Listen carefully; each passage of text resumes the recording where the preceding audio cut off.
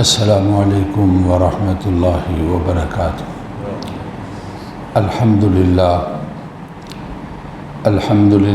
نحمده ونستعینه ونستغفره ونعوذ باللہ من شرور انفسنا ومن سیئات اعمالنا، من يهده الله فلا مضل له ومن يضلله فلا هادي له،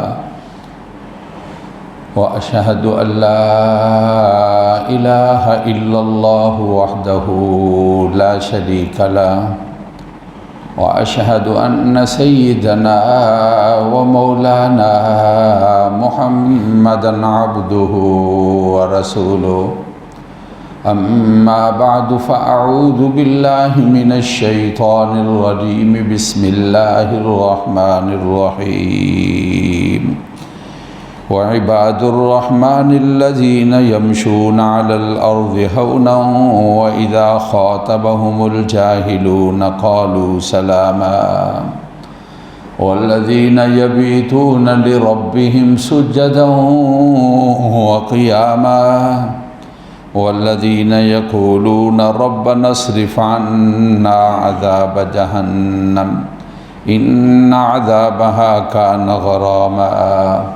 إنها ساءت مستقرا ومقاما، والذين إذا أنفقوا لم يسرفوا ولم يقتروا وكان بين ذلك قواما۔ رحمان کے بندے وہ ہیں جو چلتے ہیں زمین پر عاجزی کے ساتھ، جب ان کا واسطہ جاہلوں سے پڑتا ہے تو ان سے سلام کہتے ہیں۔ رحمان کے بندے وہ ہیں جو رات گزارتے ہیں سجدے والی حالت میں اور کھڑا ہونے کے ساتھ۔ رحمان کے بندے وہ ہیں جو دعائیں کرتے ہیں، اے ہمارے رب ہم سے دوزخ کے عذاب کو ہٹا لیجئے، بے شک دوزخ کا عذاب لازم ہونے والا ہے، بے شک دوزخ بری جگہ ہے اور برا ٹھکانہ ہے۔ رحمان کے بندے وہ ہیں جو خرچ کرتے ہیں، نہ اسراف کرتے ہیں اور نہ ہی کنجوسی کرتے ہیں، اور اس کے درمیان جو ہے اس کو وہ اختیار کرتے ہیں۔ صدق اللہ العظیم وبلغنا رسولہ النبی الکریم۔ سورۃ الفرقان 19واں پارے کا چوتھا اور سورت کا چھٹا رکوع، اس کی یہ آخری آیات مبارکہ ہیں، آخری رکوع کی آیات مبارکہ ہیں، جن کی تلاوت اور ترجمہ آپ نے سنا ہے۔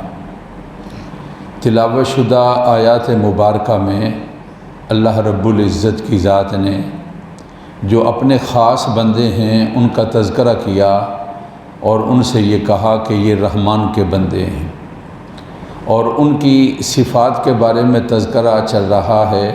قرآن مجید نے ان کی 13 صفتوں کو بیان کیا ہے، 13 عادات یا 13 چیزیں جن لوگوں کے اندر پائی جاتی ہیں، اللہ تعالیٰ ان کے لیے خصوصی اعزاز ارشاد فرما رہے ہیں، جن کو کہا جاتا ہے کہ عباد الرحمن، اللہ تعالیٰ کے بندے یعنی رحمان۔ اللہ تعالیٰ نے پھر اپنے ناموں میں سے نام رحمان کا ذکر کیا جو مہربانی کی طرف اشارہ ہے، اور پھر اللہ تعالیٰ نے اپنے بندوں میں سے بندگی کے لحاظ سے جو سب سے اونچا نام ہے وہ عبد ہے۔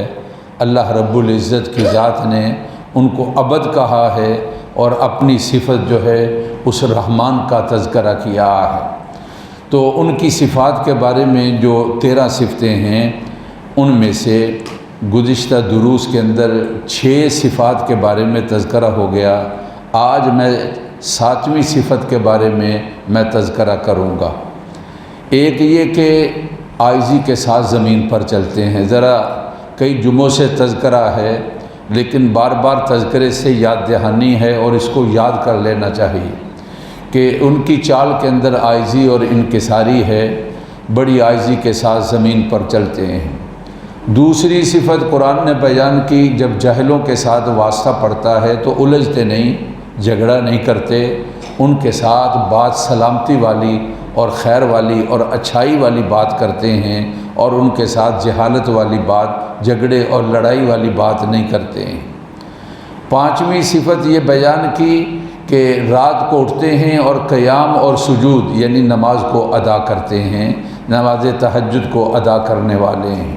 اور ان کی چوتھی صفت قرآن مجید نے یہ بیان کی ہے کہ پھر جب اٹھتے ہیں تو اپنے اللہ تعالیٰ سے دعا بھی کرتے ہیں، ربنا اصرف عنا عذاب جہنم، کہ اے ہمارے رب ہمیں دوزخ کے عذاب سے بچا لیجیے۔ رسول اللہ صلی اللہ علیہ وسلم جن چیزوں سے پناہ مانگا کرتے تھے ان میں سے ایک چیز دوزخ بھی ہے۔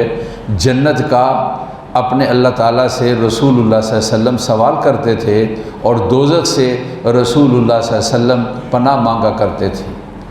اللہم انی اسألک رضاک والجنہ واعوذ بک من سخطک من النار، اے اللہ میں تیری رضا چاہتا ہوں اور تجھ سے جنت مانگتا ہوں اور تیری ناراضگی، اور اے اللہ میں دوزخ کے آگ سے پناہ چاہتا ہوں۔ رسول اللہ صلی اللہ علیہ وسلم پناہ مانگا کرتے تھے۔ تو ان کی پانچویں صفت یہ ہے کہ رات کو جب اٹھتے ہیں تو دعائیں بھی کرتے ہیں، اللہ دوزخ کے عذاب سے، جہنم کے عذاب سے بچا لیجیے۔ اور ان کی قرآن مجید کے اندر یہ جو چار صفتیں بیان کر دیں، اس کے بعد یعنی عاجزی سے چلتے ہیں، جاہلوں سے واسطہ ہو تو سلامتی والی بات کرتے ہیں، نماز تہجد کو ادا کرنے والے ہیں، اور پھر یہ کہ رات کو اٹھ کر دعائیں بھی کرتے ہیں۔ یہ چار صفتیں بیان کر دیں، اور پانچویں صفت یہ بیان کی لم یسرفوا، اسراف نہیں کرتے ہیں۔ جب خرچ کا معاملہ آتا ہے تو اس کے اندر اسراف نہیں کرتے ہیں۔ اور چھٹی صفت یہ بیان کی ولم یقتروا، بخل بھی نہیں کرتے ہیں۔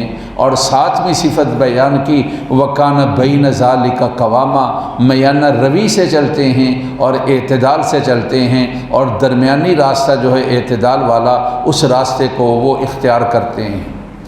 یہ 7 صفتیں ہو گئیں، یعنی یہ کام ان کے اندر موجود ہیں۔ پھر اس کے بعد 6 چیزیں بیان کی کہ وہ یہ نہیں کرتے، لا یدعون مع اللہ الہا آخر، اپنے رب کے ساتھ کسی کو نہیں پکارتے ہیں۔ رحمان کے جو بندے ہیں ان کی صفت یہ بیان کی ولا یقتلون النفس التي حرم اللہ الا بالحق، کسی کو ناحق قتل نہیں کرتے ہیں۔ اور ان کی ایک صفت بیان کی ولا یزنون، بدکاری نہیں کرتے ہیں۔ رحمان کے بندوں کی قرآن مجید نے یہ صفت بیان کی، اپنے رب سے دعا کرتے ہیں ربنا ہب لنا من ازواجنا وذریاتنا قرۃ اعین، اور رحمان کے بندوں کی اس ایک صفت کو بیان کیا والذین، جب وہ سنتے ہیں تو لم یخروا علیہا سرا وعمیانا، کہ بہرے اور گونگے ہو کر ان آیات کے اوپر گر نہیں پڑتے بلکہ ان آیات کی تحقیق کرتے ہیں۔ قرآن مجید نے یہ صفات جو ہیں ان کا تذکرہ کیا ہے۔ انشاءاللہ یہ جو 6 صفتیں ہیں آگے ان کے بارے میں تذکرہ چلے گا۔ تو اب 7 صفات میں سے جو 7ویں صفت ہے وہ میانہ روی سے چلتے ہیں۔ میانہ روی یہ صرف خرچے کے لحاظ سے نہیں بلکہ انسان کی ساری زندگی اس کی میانہ روی کے اندر چلنی چاہیے، دنیا کے لحاظ سے ہو، دین کے لحاظ سے ہو، دنیا کے لحاظ سے ہو، آخرت کے لحاظ سے ہو، انسان کی زندگی میانہ روی والی زندگی ہونی چاہیے۔ خرچے کے مسئلے کے اندر میانہ روی کا تذکرہ کیا کہ اسراف بھی نہیں کرتے اور اس کے اندر بخل بھی نہیں کرتے ہیں۔ اسراف کرنے والوں کو قرآن مجید نے ارشاد فرمایا ان المبذرین کانوا اخوان الشیاطین، اسراف کرنے والے وہ شیطان کے ساتھی ہیں اور اس کے بھائی ہیں۔ ان اللہ لا يحب المسرفین، اسراف کرنے والے اللہ تعالیٰ کو وہ پسند نہیں ہے، اللہ تعالیٰ ان کے ساتھ محبت نہیں کرتے ہیں جو اسراف کرنے والے ہیں۔ ہاں بخل بھی نہیں کرتے ہیں۔ تو میرے بھائی یہ دونوں چیزیں، جس طرح بے جا خرچ کرنا یہ گناہ ہے اور یہ اللہ تعالیٰ کو پسند نہیں ہے، اسی طرح جو خرچ کرنے والی جگہ ہے وہاں پر خرچ نہ کرنا یہ بھی اللہ تعالیٰ کو پسند نہیں ہے، اس کو بخل کہا جاتا ہے، یہ بخل بھی اللہ تعالیٰ کو پسند نہیں ہے۔ اس کے بارے میں کہ جو خرچ کرنے والی جگہ ہیں اللہ کی ذات نے خرچہ اور معاملات انسان کی طاقت اور حیثیت کے مطابق ہیں۔ تو اللہ تعالیٰ نے جب انسان کو فضل فرمایا اور کرم فرمایا، انسان سے اس کا کرم اور فضل جو ہے وہ نظر آنا چاہیے کہ اللہ رب العزت کا اس پر کرم ہے اور فضل ہے۔ مثال کے طور پر اب اللہ تعالیٰ کی مہربانی ہے اور اللہ تعالیٰ نے وسعت دی ہے، وہ 4 پہیوں والی گاڑی کو استعمال کر سکتا ہے۔ اب اس نے جانا ہے چند کے قلعے سے آگے جانا ہے، جلیل ٹاؤن جانا ہے، ہاؤسنگ سٹی جانا ہے، تو اب یہاں تلاش کرتا ہے جی چاند گاڑی مجھے مل جائے، اور نہر کے کنارے پر یہ چند کے قلعے اترتا ہے اور پھر اس کے بعد کھڑا ہے تلاش کرتا ہے کوئی مجھے لفٹ مل جائے۔ میرے بھائی، اللہ رب العزت نے جب تمہیں کرم اور فضل فرمایا، نکالو اپنی گاڑی۔ کوئی غریب مسکین تعلق والا، جاننے والا، پہچاننے والا ہے تو اس کے لیے دروازہ کھولو اور کہو آپ بیٹھیں، میں اس طرف جا رہا ہوں۔ میں نے کہا جاننے والا، پہچاننے والا، آپ اس کو وہاں پر ڈراپ کریں۔ اس طرح یعنی اپنے پیسوں کو بچانے کی کوشش کرنا، یہ اللہ تعالیٰ کی جو مہربانی اور کرم اور فضل ہے، اس کرم اور فضل کا انکار کرنا ہے۔ البتہ مجھے کسی نے کہا کہ وہ فلاں جو صاحب ہیں ان کا طریقہ کیا ہے، وہ گاڑی اور ڈرائیور کو کہیں دور خرچ کرتے ہیں، کھڑا کر دیتے ہیں، اور پھر کسی چاند گاڑی پر بیٹھ جاتے ہیں اور کہتے ہیں مجھے وہاں پر پہنچا دو۔ بہت بڑے اور بہت بڑی گاڑیوں والے ہیں، اور ان کی عادت یہ ہے کہ درمیان میں وہ اس سے گفتگو کرتے ہیں اور بات کرتے ہیں اور اس کے حالات کے بارے میں جاننا چاہتے ہیں، اور جس وقت جہاں اترنا ہوتا ہے اترتے ہیں تو پھر اس کو اس کی مزدوری سے ہٹ کر بہت زیادہ پیسے دے دیتے ہیں کہ چلو یار تمہارے بچے ہیں، تم محنت کر رہے ہو، تمہارا 100 روپیہ بنتا ہے، یہ 5000 روپیہ لے لو، 10,000 روپیہ لے لو۔ وہ اس غریب اور مسکین کو تلاش کر کے اس کی مدد کرنے کے لیے اس کی گاڑی پر اور اس کی سواری پر بیٹھتے ہیں۔ ان کا مقصد جو ہے وہاں بچت نہیں ہوتا ہے۔ ایک شخص کو رسول پاک صلی اللہ علیہ وسلم کی ذات اقدس نے دیکھا کہ اس کی حالت بگڑی ہوئی ہے اور بال بکھرے ہوئے ہیں اور لباس بھی اس کا اچھا نہیں ہے۔ پوچھا کیا تم اس حالت والے ہو؟ کیا تمہارے پاس اللہ تعالیٰ کی نعمتیں نہیں کہ تم اچھا لباس پہن سکتے اور اپنے بالوں کو سنوار سکتے اور اپنے بالوں پر تیل لگا کر اپنے آپ کو صحیح صاف ستھرا رکھ سکتے؟ کہتے جی میرے پاس ساری چیزیں ہیں۔ تو پھر آپ صلی اللہ علیہ وسلم ناراض ہوئے اور کہا جس پر اللہ کا کرم اور انعام ہے اس کے جسم سے ظاہر ہونا چاہیے کہ اللہ تعالیٰ کا اس پر کرم ہے اور مہربان ہے۔ اللہ اپنے اس بندے سے بہت خوش ہوتے ہیں دیکھ کر جس پر اللہ نے کرم اور فضل فرمایا، وہ اپنی اللہ تعالیٰ کی نعمتیں اپنے آپ سے اس کا اظہار کرتا ہے اور اس کو اللہ تعالیٰ کی نعمتوں کا اس سے اظہار ہوتا ہے۔ اللہ رب العزت کی ذات جو ہے اس بندے سے بہت زیادہ خوش ہوتے ہیں۔ تو اس طرح کی بچت بھی دین اور اسلام کے اندر اس کا کوئی حکم نہیں ہے۔ اللہ تعالیٰ کی بہت مہربانی ہے۔ گھر کا خرچہ 1000 یا 2000 روپیہ ہے، اور جو اللہ تعالیٰ نے اس کے لیے آمدن بنائی ہے وہ 10,000 15,000 20,000 ہے مثلا، لیکن ہر وقت وہ اہلیہ محترمہ کے اوپر اس نے ڈنڈا جو ہے وہ رکھا ہوا ہوتا ہے، یہ آپ نے کیا کر دیا، یہ آپ نے کیا کر دیا۔ وہ بیچاری بڑی مشکل کے ساتھ اپنے کچن کو اور اپنے گھر کے اخراجات کو وہ بڑی مشکل کے ساتھ وہ سلسلہ جو ہے وہ چلا رہی ہے، اور یہ ہے کہ ہر وقت اس کو تانے دیتا رہتا ہے، اور یہ ہے کہ ہر وقت اس کے اوپر تنگی کرتا رہتا ہے۔ میرے بھائی، میری جو گزشتہ جمعوں کے اندر بھی تذکرہ ہوا، میری گفتگو کا ہرگز یہ مطلب نہیں ہے کہ آپ پہ جو خرچے آتے ہیں آپ ان خرچوں کے مسئلے کے اندر بھی اور اپنے ہاتھ کو کھینچنے والے بن جائیں اور اپنے ہاتھ کو روکنے والے بن جائیں۔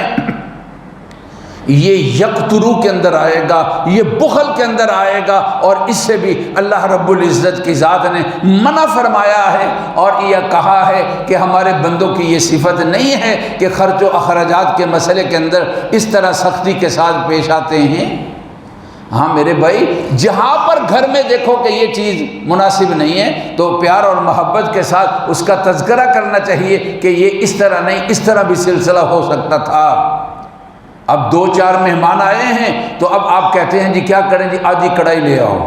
اب 2-3 مہمان ہیں اور وہ بھی مولوی ہوں، 2-3 مہمان بھی ہوں اور مولوی بھی ہوں، اور کہا جی آدھی کڑھائی لے آؤ، اور آدھی کڑھائی آ گئی تو فلاں عبداللہ تو بھی آ جا، سفیان تو بھی آ جا، اپنے بچوں کو یار تم نے دوپہر کا کھانا کھایا ہے، تم بھی ساتھ شریک ہو جاؤ۔ میرے بھائی یہ چیز بخل کے اندر شمار ہوگی، مہمان نوازی کے خلاف ہوگی۔ آپ نے کتنا سا کھانا منگوا لیا، اب کڑھائی کے اندر کیا کھانا ہوتا ہے جی؟ آدھا کلو کی کڑھائی کیا ہوگی، اور 2 آدمیوں کے لیے۔ میں یہ مثال دے رہا ہوں، یہ اس طرح بھی ہمارے حالات ہیں۔ اور کہتے ہیں جی مفتی صاحب نے، ہم نے سنا تھا انہوں نے کہا کہ اسراف سے کام نہیں لینا ہے۔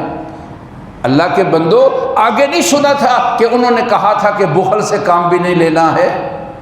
جو مہمان آتے ہیں، ٹھیک ہے آپ نے دیکھا 1 مہمان ہے، 2 مہمان ہیں، اس کا یہ مطلب ہرگز نہیں ہے کہ 10 آدمیوں کا کھانا منگوا لو، اور اس کا یہ مطلب بھی نہیں ہے کہ 1 آدمی جیسا کھانا منگواؤ اور 4 کو اور بھی شریک کر لو، اور تم کہو کہ تم بھی اس کے ساتھ جو ہے وہ شریک ہو جاؤ اور اپنے گھر کے افراد کو اس کے اندر شریک کر لو۔ تو یہ بھی اس کا مطلب ہرگز نہیں ہے۔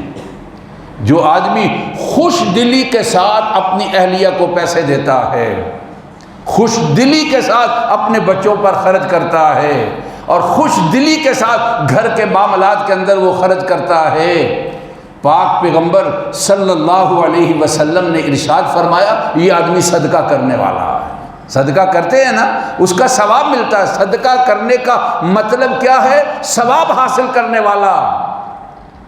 اور جو اپنی اہلیہ پر خرچ کرتا ہے، اپنے بچوں پر خرچ کرتا ہے، اپنے گھر میں خرچ کرتا ہے، مہمانوں پر خرچ کرتا ہے، وہ آدمی صدقہ کرنے والا، یعنی اس کے نامہ اعمال کے اندر اجر لکھا جاتا ہے اور اس کے نامہ اعمال کے اندر ثواب لکھا جاتا ہے۔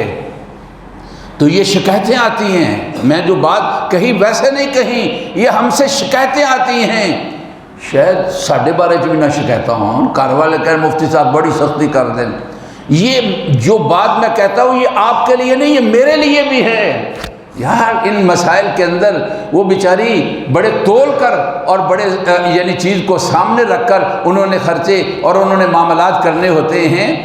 گھر کے سسٹم میں کہیں خرابی آتی ہے، پھر ناراض بھی ہو جاتے ہو۔ میرے مہمان آئے تھے، میرے عزیز آئے تھے اور میرے بچے تھے، کیا کر دیا یہ چھٹی کا اور فلاں دن تھا، اور خرچے کے مسئلے کے اندر بیچاری پیچھے پڑی رہتی ہے۔ جی بہو جی خرچہ دے جاؤ، بہو جی خرچہ دے دو، بہو جی خرچہ دے دو۔ بیچاری کیا وہ مانگنے والی ہے یا تمہارے گھر کی مالکن ہے؟ وہ مانگنے والی ہے یا تمہارے بچوں کی والدہ محترمہ ہے؟ وہ مانگنے والی ہے یا تمہاری خدمت گار ہے جس کو تم نے پیچھے لگایا ہوا ہے؟ بیچاری نے تھوڑا سا خرچہ لینا ہوتا ہے، اور وہ خرچہ کس پر؟ تمہارے پر، تمہارے بچوں پر، تمہارے گھر پر، تمہارے گھر میں آنے والے مہمانوں پر اس نے خرچہ کرنا ہوتا ہے۔ وہ پیچھے سوال کرتی رہتی ہے مانگنے والوں کی طرح کہ ابھی خرچہ دے دو۔ کبھی وہ بچی کو بھیجتی ہے، کبھی بچوں کو، بیٹے کو بھیجتی ہے، کبھی بیچاری آپ کہتی ہے، کبھی سس امی سے کہتی ہے کہ ابو سے خرچہ لے لو، ابو بھول جائیں گے اور دیں گے نہیں، اور اس طرح نکلنے کی کوشش کرتے ہیں۔ اور اس طرح گھر سے نکلنے کی کوشش کرتے ہیں کہ اللہ کرے کہ بہو کے ساتھ یا بیٹی کے ساتھ یا گھر والی کے ساتھ واسطہ نہ پڑے، کیونکہ انہوں نے خرچہ جو ہے مانگنا ہے کہ آپ جا رہے ہیں گھر کا خرچہ۔ میرے بھائی آخر زندگی یہ محنت کس کے لیے ہے؟ یہ صبح سے لے کر شام تک کیا خادمی اس اپنے دوزخ کے لیے کرتا ہے؟ اس میں ایک نہیں تو 2 روٹیاں ڈال لے گا، شام کو کر لے گا، یہ اس کا کیا خرچہ ہے؟ یہ سارے سلسلے کس کے لیے ہیں؟ اس لیے گھر کے مسئلوں کے اندر اور گھر کے اخراجات کے مسئلے کے اندر بخل سے کام نہیں لینا چاہیے۔ اس سے بھی اللہ رب العزت کی ذات نے منع کیا ہے کہ حاجی صاحب، نمازی صاحب، مفتی صاحب، فلاں صاحب، خدا کے لیے ان حقوق کا خیال کرو۔ اسراف سے جہاں پر منع ہے وہاں پر بخل سے بھی اور تبذیر سے بھی منع کیا گیا ہے، بلکہ میانہ روی جو ہے اس کو اختیار کرنا ہے۔ وَكَانَ بَيْنَ ذَلِكَ قَوَامًا، یہ جو لفظ بولا گیا ہے نا کہ درمیانی راستہ اس کو اختیار کرتے ہیں، یہ درمیانی راستہ صرف اخراجات کے سلسلے کے اندر درمیانی راستہ نہیں، بلکہ انسان کی ساری زندگی میانہ روی کے ساتھ ہونی چاہیے۔ یعنی اپنے گھر والوں کے ساتھ روابط اور تعلقات ہیں، اور اپنے پڑوس اور اہل محلہ کے ساتھ تعلقات ہیں، اپنے کاروباری ساتھیوں کے ساتھ جو تعلقات ہیں، اپنی ایک سیاسی فکر اور سوچ ہے، کسی سیاسی جماعت کے ساتھ رابطہ اور تعلق ہے، اور آپ کسی بھی فقہی لحاظ سے کسی مسلک کے ساتھ تعلق رکھنے والے ہیں اور کسی گروہ کے ساتھ آپ کا ذہن جو ہے وہ مطمئن ہوتا ہے، لیکن اس اطمینان کے اندر اعتدال کے راستے کو کبھی نہیں چھوڑنا چاہیے، اس لیے کہ اعتدال کا راستہ چھوڑنا، حد سے بڑھنا، اس کو غلو کہا جاتا ہے۔ اللہ کی ذات نے قرآن مجید نے ارشاد فرمایا، یا ایھا الذین آمنوا لا تغلوا فی دینکم ولا تکونوا علی اللہ الا الحق، لوگوں دین کے مسئلے کے اندر غلو سے کام نہیں لینا، اللہ تعالیٰ کے بارے میں اور اللہ تعالیٰ کے احکامات کے بارے میں سچی اور حق والی بات جو ہے اس کو اختیار کرنا ہے اور سچ اور حق والی بات کو کہنا ہے۔ ہمارے ہاں ہماری ساری زندگی یا اسراف کے اندر ہے، یعنی زیادتیوں کے اندر ہے، یا کمی کے اندر ہے۔ ہمیں اپنی پوری کی پوری زندگی اعتدال والی زندگی کے اندر رکھنا ہے، چاہے اس کا تعلق خرچ کے ساتھ ہو، چاہے اس کا تعلق کسی مذہبی اور یا فقہی مسئلے کے ساتھ اس کا تعلق ہو، یا اس کا کسی سیاسی نظریات سیاسی فکر کے ساتھ تعلق ہو، یا کسی کے ساتھ انسان کا رابطہ اور تعلق دوستی کا ہو، تو اعتدال والا اور دوستی کے اندر بھی اور دشمنی کے اندر بھی اعتدال والا جو راستہ ہے اس راستے کو اختیار کرنا چاہیے۔ یہ مطلب ہے وَكَانَ بَيْنَ ذَلِكَ قَوَامًا، کہ رحمان کے بندوں کی یہ صفت ہے کیا، وہ میانہ روی سے چلتے ہیں اور ان کے ہر معاملے کے اندر میانہ روی ہے اور میانہ روی کو وہ اختیار کرتے ہیں۔ ایک حدیث مبارکہ کے اندر اس مسئلے کو بڑی وضاحت کے ساتھ آپ صلی اللہ علیہ وسلم نے یہ ارشاد فرما دیا۔ آپ نے ارشاد فرمایا کہ احبب حبیبک ہونما ما عسیٰ ان یکون بغیضک یوما ما، کسی دوست کے ساتھ دوستی لگاتے ہو تو اعتدال کے ساتھ لگاؤ، ایسا نہ ہو کہ کوئی دن آ جائے جس دن تمہاری اور ان کی دشمنی ہو جائے۔ اور پھر آپ صلی اللہ علیہ وسلم نے فرمایا کہ ابغض بغیضک ہونما عسیٰ ان یکون حبیبک یوما ما، کسی کے ساتھ تمہاری دشمنی اور ناراضگی ہے، سیاسی اختلافات ہیں، لینے دینے کے مسئلے کے اندر کوئی گڑبڑ ہے، اور بہن بھائیوں کے اندر کسی نقطے کے اوپر اختلاف پیدا ہو گیا، ایسی دشمنی مت بناؤ کہ کل شرمندگی آئے، کہ کل شام کسی دن ایسا آ جائے کہ تمہاری ان کے ساتھ دوستی بن جائے اور پھر اس کے بعد تمہارے لیے شرمندگی ہو، اور ہم نے جو دشمنی کا زمانہ تھا اس زمانے کے اندر ہم نے یہ کیا ہے۔ ایک قاضی ہیں اسلامی تاریخ کے اندر، ان کا بہت بڑا نام ہے، ہمارے جج جو ان کو ہماری عربی زبان کے اندر قاضی کہا جاتا ہے، فیصلہ کرنے والا، جو بڑے بڑے جج ہیں ان کے نام تاریخوں کے اندر بڑے بڑے ناموں کے ساتھ لکھے جاتے ہیں، اور کسی جج کا نام روشن الفاظ کے ساتھ ہوگا اور کسی کا نام سیاہ الفاظ کے ساتھ ہوگا، یا تاریخ ان کے بارے میں بتاتی۔ ایک جج ہیں قاضی، ان کا نام ہے قاضی بکار بن قتیبہ، یہ قاضی القضاء یعنی چیف جسٹس، بہت بڑے قاضی تھے، جو وقت کا بادشاہ تھا ان کے ساتھ بڑا قرب تھا اور بڑا تعلق تھا، اور ان کا آپس کے اندر بڑا لین دین، اور وہ قاضی صاحب کا بڑا خیال رکھتا تھا۔ چنانچہ یہ قاضی تھے تو اس نے پھر ان کو قاضی القضاء یعنی بڑا قاضی چیف جسٹس ان کو بنا دیا، اور پھر بھی جو بات ہوتی مناسب طریقے کے ساتھ بادشاہ کی بات کو وہ کہتے رہتے۔ کسی مسئلے کے اندر بادشاہ نے ان کی رائے لینا چاہی اور یہ چاہا کہ میری خواہش کے مطابق آپ فیصلہ کر دیں اور اپنی رائے کا اظہار کر دیں، آپ نے اس کی رائے کے ساتھ اختلاف کیا اور اس کی رائے کو قبول نہیں کیا اور اس کے فیصلے کو رد کر دیا، تو یہ لوگ جو عہدوں والے اور یہ اس طرح بڑے ہوتے ہیں تو یہ ناراض بھی بہت جلدی ہو جاتے ہیں، ناراض ہو کے معذور کر دیا قاضی صاحب کو۔ اور پھر اس کے بعد انہوں نے ایک اپنا کرندہ بھیجا اور ان سے کہا کہ ہم فلاں فلاں فلاں فلاں فلاں وقت کے اندر آپ کے لیے گفٹ بھیجے تھے، ہدیے بھیجے تھے اور آپ کے لیے انعام بھیجا تھا، وہ سارے کا سارا ہمیں واپس کر دو۔ جو کرندہ آیا قاضی بکال کے پاس، بن قتیبہ کے پاس، تو انہوں نے کہا جب میں قاضی بنا تھا نا، جب میرا بادشاہ سلامت کے ساتھ میرا تعلق ہوا تھا نا، مجھے ایک حدیث مبارکہ یاد آ گئی تھی اور میں نے اس کو یاد کر لیا تھا، اور وہ حدیث مبارکہ میرے سامنے تھی، کیا؟ احبب حبیبک ہونا ما عسى ان یکون بغیضک یوما ما، دوستی ایسی لگانا کہ کہیں ایسا نہ ہو کہ کل اس کے ساتھ تمہاری دشمنی ہو جائے اور پھر تمہاری دوستی تمہارے لیے پھر شرمندگی کا باعث ہو۔ اور آپ نے فرمایا تھا بغیضک ہونا ما عسى ان یکون حبیبک یوما ما، بغض رکھنے والے اور دشمنی کسی کے ساتھ ہے تو اعتدال کے ساتھ رکھنا، کہیں ایسا نہ ہو کہ کوئی دن آئے کہ تمہاری ان کے ساتھ دوستی بن جائے۔ قرآن مجید کے اندر اللہ تعالیٰ کا فرمان ہے لا یجرمنکم شنآن قوم علی الا تعدلوا، اور لوگوں تمہیں کسی قوم کے ساتھ دشمنی اس طرف نہ لا جائے کہ تم ظلم اور زیادتی کرنے لگ جاؤ، انصاف کو اور عدل کو چھوڑ دو۔ اعدلوا هو اقرب للتقوی، عدل کو کرنا ہے اور انصاف کو کرنا ہے، یہی بات تقوی کے زیادہ قریب ہے۔ انہوں نے ان کو کہا کہ آپ تشریف لائیں، ایک الماری تھی اس کا تالا کھولا اور ان کے اندر جتنے بادشاہ وقت نے ہدیے بھیجے ہوئے تھے،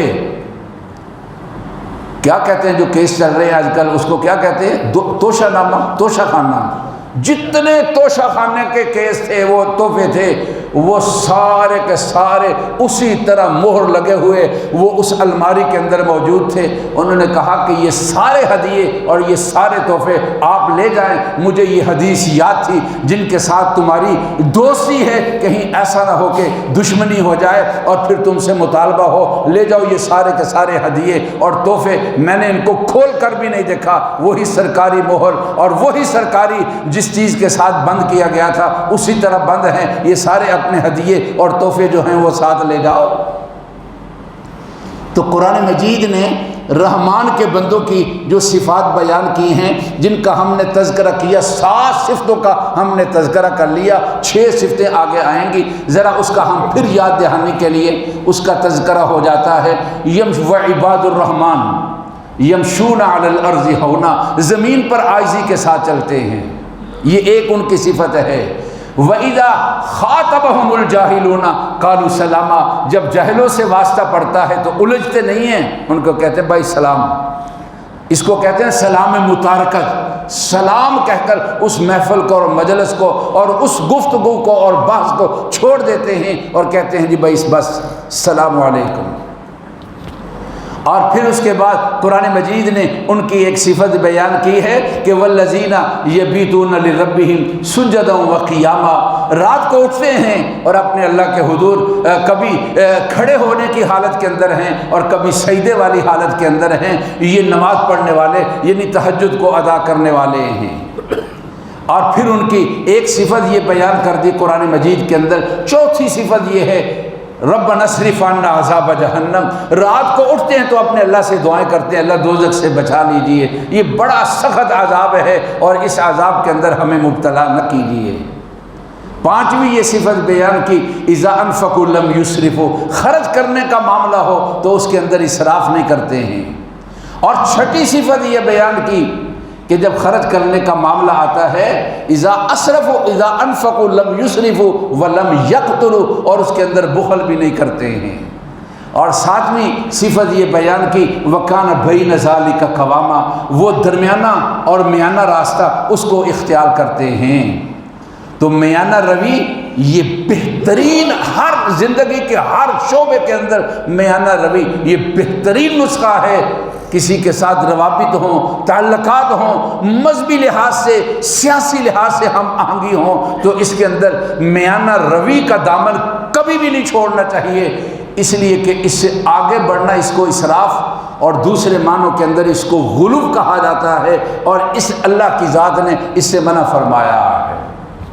یہ جو میانہ روی سے ہٹ کر کبھی کبھی اللہ کے نیک بندوں کے ساتھ، بزرگوں کے ساتھ اور اللہ تعالیٰ کی مقبول شخصیتیں اور حسیتوں کے ساتھ اس طرح کا تعلق بنا لیا جاتا ہے، یا ان کے ساتھ اظہار کا طریقہ اس طرح کیا جاتا ہے جو ان کے رتبے سے بڑھ جاتا ہے، اور یہ غلو کے اندر آتا ہے، اور یہ بھی اعتدال کے خلاف ہے۔ اسی کو قرآن نے کہا، اے ایمان والو لا تغلوا فی دینکم، اپنے دین کے اندر غلو نہ کرو۔ اللہ مجھے بھی معیشت کے معاشی مسائل کے اندر، گھریلو مسائل کے اندر، سیاسی مسائل کے اندر اور فقہی مسائل کے اندر اور آپس میں دوستانے اور آپس میں اختلافات کے مسائل کے اندر اللہ مجھے بھی اور آپ کو بھی اور تمام مسلمانوں کو میانہ روی کی توفیق دے دے۔ اور اللہ کو یہ صفت ایسی ہے، پیاری ہے، اور ان کو اتنی اچھی لگتی ہے، اور ان صفتوں کے مالک لوگوں کو اللہ نے یہ کہہ دیا کہ وعباد الرحمن، یہ تو رحمان کے بندے ہیں۔ اللہ مجھے بھی اور آپ کو بھی اللہ تعالیٰ جن صفات کے ساتھ اور جن چیزوں کی وجہ سے یہ رتبہ اور مقام دیا ہے وہ چیزیں بھی نصیب فرما دے اور یہ مقام بھی نصیب فرما دے۔ اور ربنا تقبل منا انک انت السمیع العلیم، سنتے ادا فرما دیجیے۔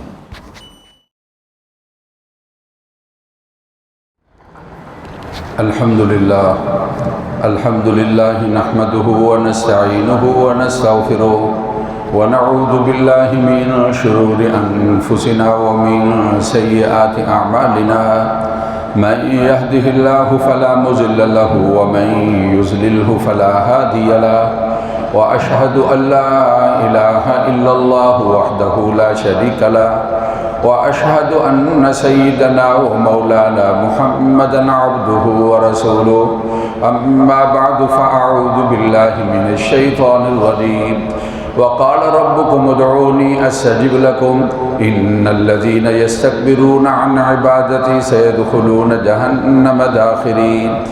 بارك الله لنا ولكم في القرآن العظيم، ونفعنا وإياكم بالآيات والذكر الحكيم۔ أستغفر الله لي ولكم ولسائر المسلمين فاستغفروه إنه هو الغفور الرحيم۔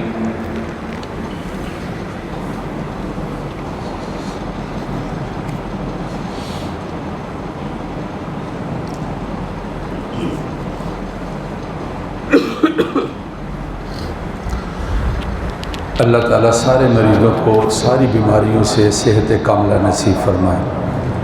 اس ہفتے میں ہمارے دو بڑے قریبی ساتھی اور عزیز دنیا سے گئے، مسجد کے ساتھی تھے بھائی عبدالرشید صاحب، اللہ ان کی مغفرت فرمائے۔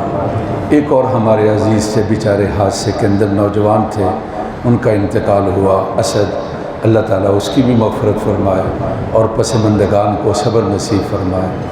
وبا اور بیماریوں کا سلسلہ ہے، بزرگ بھی، جوان بچے بیمار ہیں، اللہ ان بیماریوں کا اور وباؤں کا خاتمہ فرما دے، مریضوں کو صحت دے دے، بیماریوں اور وباؤں سے اللہ تعالیٰ بچا لے، حادثات سے بچا لے۔ مظلوم مسلمان خاص طور پر غزہ کے اندر فلسطین میں شہید ہونے والے اور پھنسے ہوئے، اللہ تعالیٰ دشمنوں کو برباد کر دے اور ان کے اسلحوں کو نکارہ کر دے اور ان کی طاقت کو پاش پاش کر دے۔ اللہ ان کی مدد فرمائے، اللہ ان کی حفاظت فرمائے۔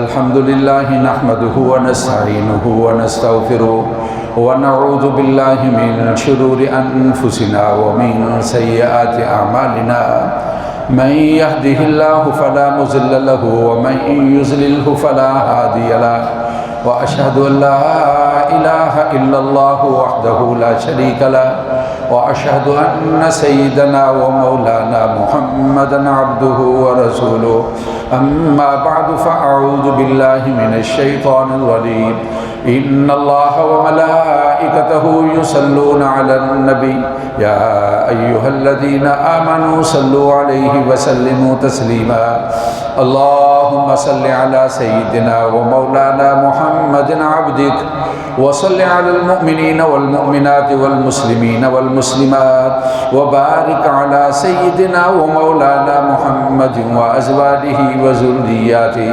قال النبي صلى الله عليه وسلم أرحم أمتي بأمتي أبو بكر رضي الله تعالى عنه، وأشدهم في أمر الله عمر رضي الله تعالى عنه، وأصدقهم حياء عثمان رضي الله تعالى عنه، وأقضاهم علي كرم الله وجهه، وفاطمة سيدة نساء أهل الجنة، وزينب وأم كلثوم ورقية رضوان الله تعالى عليهم أجمعين.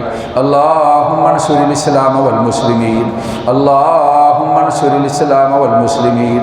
إن الله يأمر بالعدل والإحسان وإيتاء ذي القربى وينهى عن الفحشاء والمنكر والبغي يعظكم لعلكم تذكرون. فاذكروني أذكركم واشكروا لي ولا تكفرون.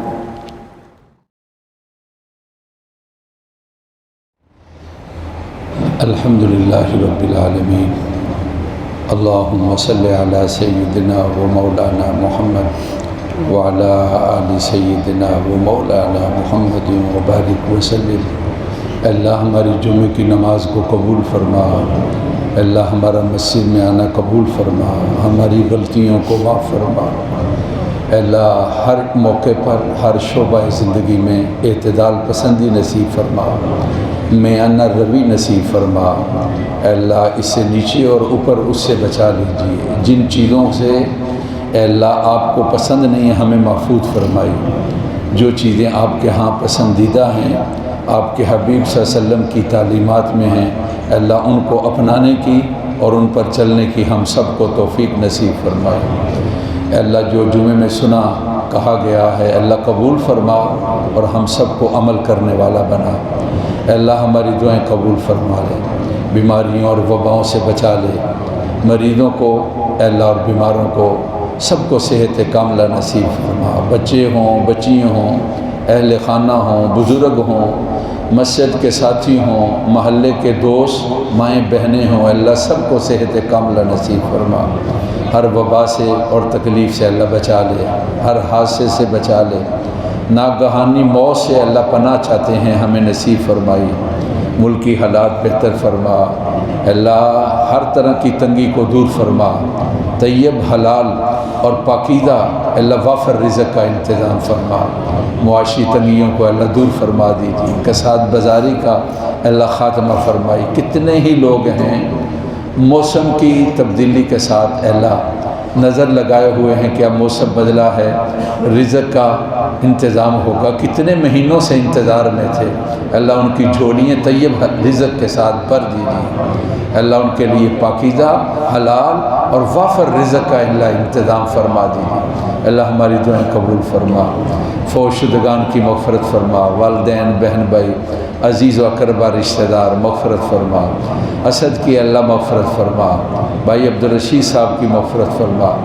غزہ میں شہید ہونے والے مسلمان مرد عورتیں اللہ مغفرت فرما. اللہ ظالموں کو اور ان کے ہم نواؤں کو ناکام کر دے. اللہ ان کو اسلوں کو اور فوجیوں کو نکارہ کر دے. اللہم شتت شملہم فرق جمعہم دمر دیارہم اہلک اموالہم اللہم خذہم اخذ عزیز مقتدر. اللہ ہماری دعائیں قبول فرما. مسلمانوں کو اللہ غلبہ نصیب فرما، کامیابی نصیب فرما. اللہ ظالم کافروں کو ناکام فرما دے. ہماری دعائیں قبول فرما لے. وصلی اللہ تعالی علی سید. جو بچے تعلیم میں ہیں اللہ کامیاب فرما. کام میں آئے ہیں رزق کے لیے، رزق کا انتظام فرما.